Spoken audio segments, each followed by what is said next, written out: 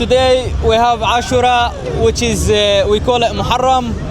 Today we are sharing the message of Ahl al-Bayt and the Prophet Muhammad and what Imam Husayn did. Muslim, Christian, Jewish, Shi'i, Sunni, Sufi, no problem. Come and learn about Imam Husayn and learn how he give the message to us.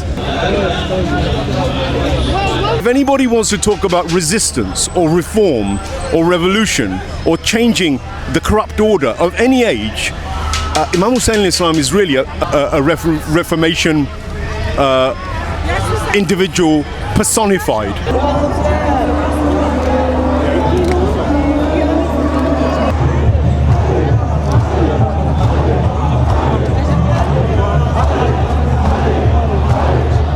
Although it happened 1,400 years ago, every year when the Arabic month calendar of the 10th of Muharram, every year we come out and commemorate and mourn his death. The tragedy of Karbala is unique, and Imam Husayn Islam's contribution to Islam and to human civilization is unique.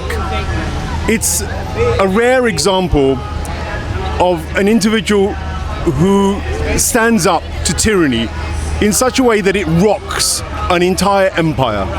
And not only an entire empire, it resonates so that through every age, his stand for justice, his stand for the values of the Prophet Muhammad, peace be upon him, the Abrahamic values, the virtue ethics, values of honesty, kindness, justice, love, honor, dignity, freedom.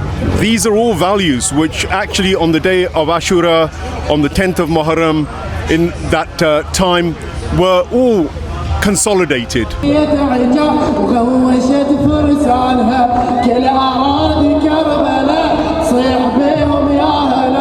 They sacrificed their life to protect the Shia and to protect their sisters and brothers in Islam. Iran should be free, hasn't done nothing wrong. Israel has no reason to do all of this. Free Palestine. From the river to the sea, Palestine should be free. 72 individuals, companions and family of Imam Husayn alayhi salam stood with him shoulder to shoulder in a battle against an army of tens of thousands, all hell-bent on wiping out his name through the ages. But history has defeated Yazid and had defeated the tyrannical oppressors at that time who were trying to kill off those values and the civilizational values which Islam had brought to the world, and they failed. History now testifies that Imam Husayn Islam every year, as you see with this gathering here in London, so it is with virtually every corner of the earth now. You'll find maybe 500 million or so particular Shia Muslims, followers of Ahl al-Bayt, lovers of Imam Husayn, who will commemorate his anniversary. There's a unity point for Muslims as well, to be fair. And it also stretches beyond that, because those values aren't limited to Muslims and Islam. The values, I think, are ones which everybody, every human being on earth who calls himself civilized could find some sort of resonance with. So Imam Husayn Islam is a universal figure. Firstly, I would say that he's not exclusive to the Shia, he's not exclusive to an ethnicity, he's not exclusive to Islam. He is there for every human individual on this earth to seek inspiration from. And if they were to look at his life and emulate his life and even his death, I think that the world would be a far better place.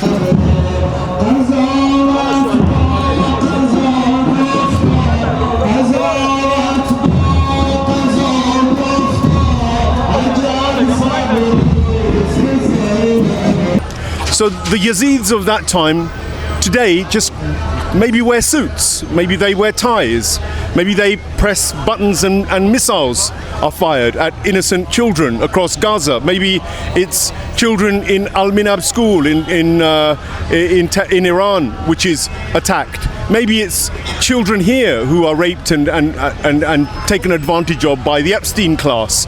So you see those values which Imam Husayn Islam talked about and lived by and sacrificed himself and his whole family for, actually still have a huge bearing on our lives today. But he does it in such an ethical way, because what he did in that revolution and reform was something, again, unique.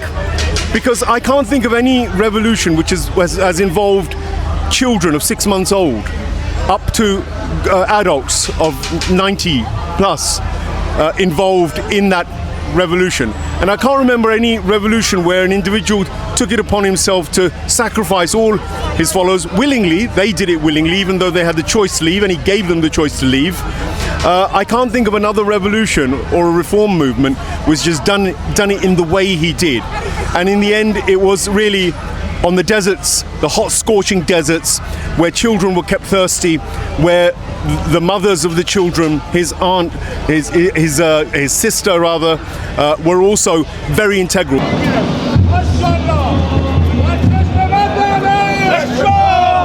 His alarm was so heavy that these men, these much men, they cannot carry it.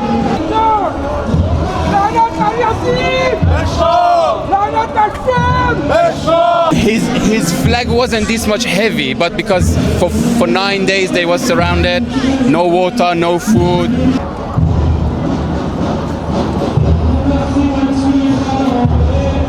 The role of women, the role of children within this is also very powerful, and they were equally reformist, equally revolutionary. Indeed, Imam Husayn al-Islam's message would never have reached us today, and these commemorations may never have happened had it not been for his sister, the daughter of Hazrat Fatima salamu alayhi, advocating, standing up and speaking truth to power in the court of Yazid, showing that from a very early age Islam relied also on women power and the power of a woman's oratory. But here's a lady who stands up fearlessly, who's seen every member of her family virtually torn limb from limb, cut before her, killed, and yet she grows into this huge stature of a woman and stands up to the most dangerous man in the world at that time, the most rich, the most powerful man of the time, and dresses him down and actually turns the whole of Karbala and what happened from a defeat, a military defeat, into a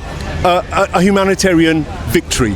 A victory for all times. So I think there are lessons for everybody to draw from this, and I think that's, I guess, for me, the inspiration that today we need to draw on it for the Yazids of today, whether it's Donald Trump, whether it's the ex-Prime Minister of Britain, whether it's Zio-Arab imperialists, whether they call themselves Muslim, Christian, whether they're sort of whatever ethnicity, wherever there's a tyrant, wherever there's a person or an individual who exploits and oppresses others, Imam Husayn al-Islam's example will be there to shine out and give us that light and that example and that model, and that's why he's so inspirational. That's why Ashura is so important. Do you think Hussein's memory has been revived because of recent occurrences with the war? Do you think there's greater unity, greater connection to that legacy of Hussein in Iran now? I think adversity always brings out the best in people. The good side of human beings comes out. When they become oppressed, they go back to basics. And then remembering Imam Husayn al-Islam, of course, inspires them. And indeed, in the Islamic Republic of Iran, where, first of all, the revolution that took place was inspired by Husseiniyyat in the guise of Imam Khomeini. But today, when you saw that materialism was becoming a temptation, when even the public of Iran, after decades of being sanctioned, economically given hardship, attacked with cultural psyops, they had begun to forget many of them.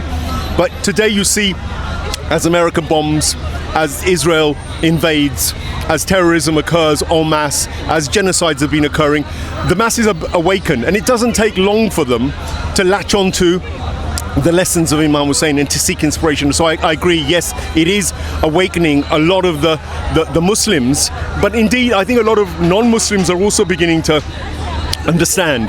And I think that there's something else, because as time goes on, you can turn these things into rituals.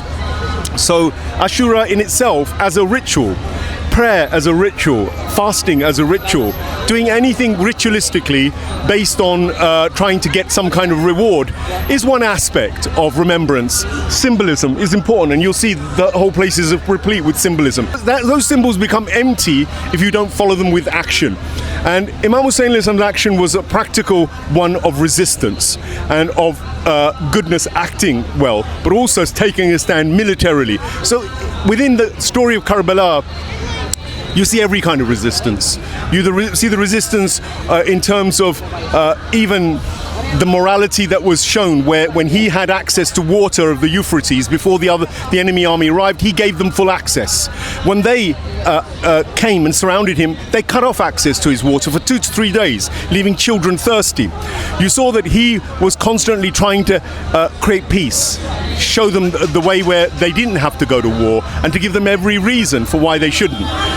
He did it with his mannerisms and with his character, but then when it came down to an absolute last ditch, even then, after he had been forced to fight for, you know, his freedom, for his dignity, when he draws his sword, it's also with compassion. So when you fight and in the battlefield, first of all, you're still trying to convince your enemy not to kill himself or be killed. You know, it's that kind of compassionate warrior saint which shines through with Imam Hussein. And today, if people just relegate Imam Hussein to a character in history and use him as a symbol and venerate him and revere him, but don't then follow his example, don't follow those examples of chivalry, of those examples of virtue ethics, then they've missed the point. And I think Ali Shariati was very critical in this, as was Ayatollah Khomeini, in reminding even the Shia about how they'd almost become too ritualistic and they'd become too concentrated on this kind of symbolism and had forgotten the essence of how to be.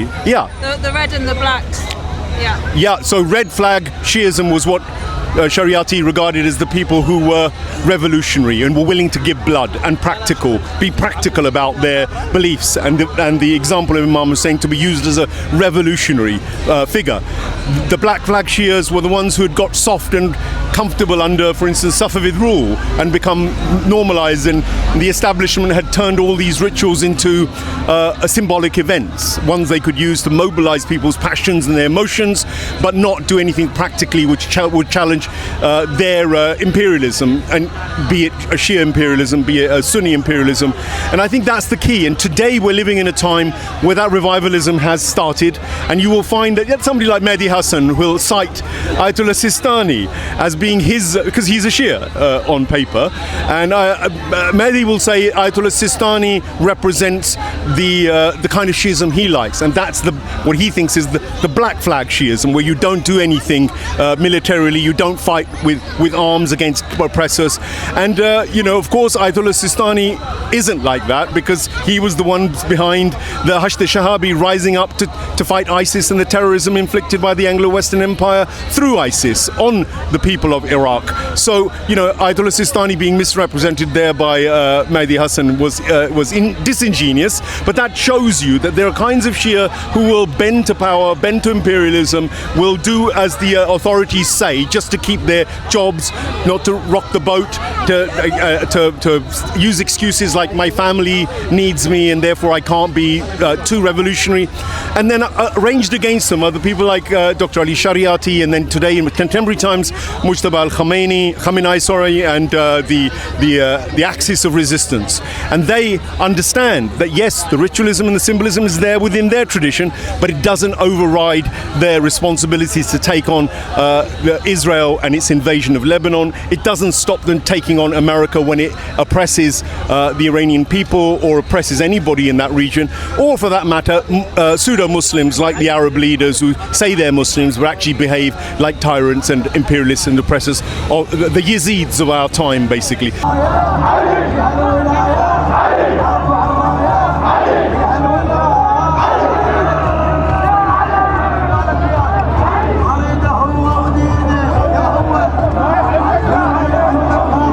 The people who are in London can also get this message, and it's not an exclusive club.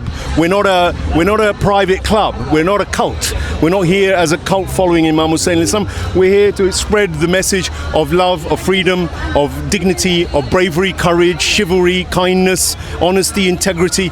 That's what we're here to do. And if the people who watch this get that message, then we've achieved our mission, I think, and we've done a service